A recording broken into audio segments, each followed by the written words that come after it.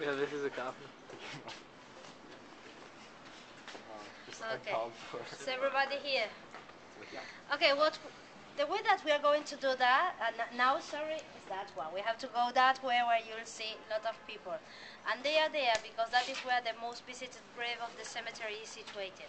That is the one that belongs to Evita, Eva Duarte. Remember that I was talking to you about her.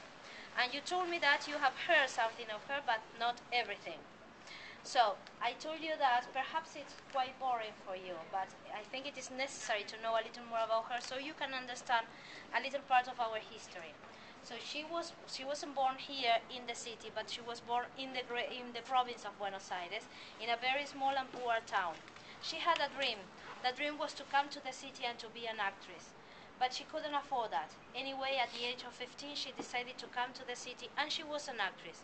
At the beginning, it was said that she was a prostitute, because it was impossible for her to have a home here and to have a job. And she didn't deny that.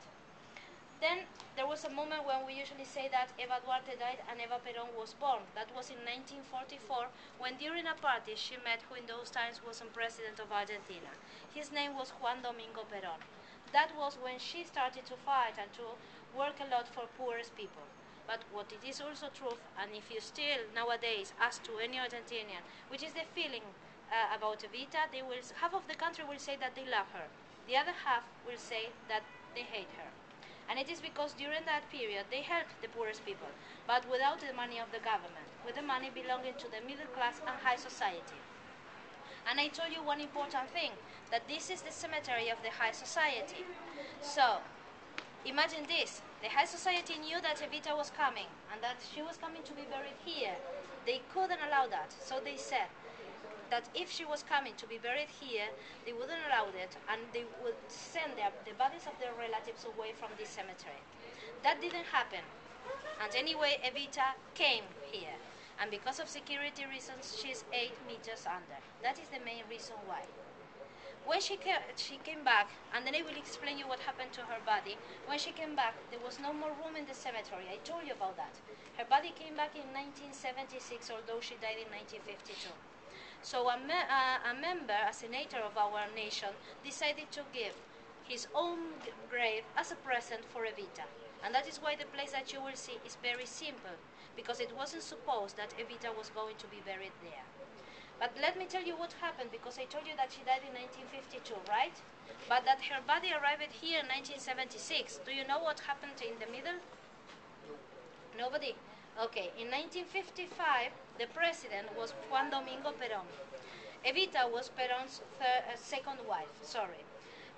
There was the militaries, there was a revolution here, the militaries took the power, Perón left the country, Evita was already there waiting for a place where to be buried, and Perón didn't say what to do with the body of Evita.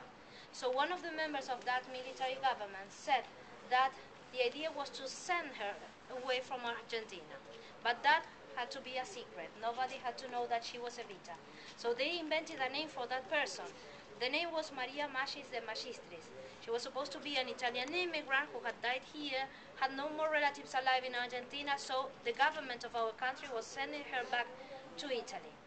When the Peronistas are the followers of the party created by Perón.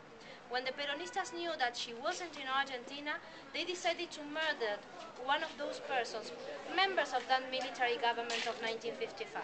That person was taken here. Some years after, as they didn't have news about the body of Evita, they came here during the midnight, took the body of that person, and said, if she's not coming back to Argentina, we won't return this body. The negotiation started. Evita was sent back to Spain first, where Perón was living. Perón saw that she was Evita because the body was embalmed. It is still embalmed. So he said, this is Evita. He came back to Argentina but without the body. And the body was taken back in 1976 when Perón was already dead and when the president of our country was Isabel Martínez de Perón, Perón's third wife, who's still alive and she's living in Spain. Some people ask me, and where is Perón? Because Perón is not buried here. Perón used to be buried in another cemetery, Chacarita. 2.5 years ago, he was moved to his residence in the Greater Buenos Aires. They were never together after death.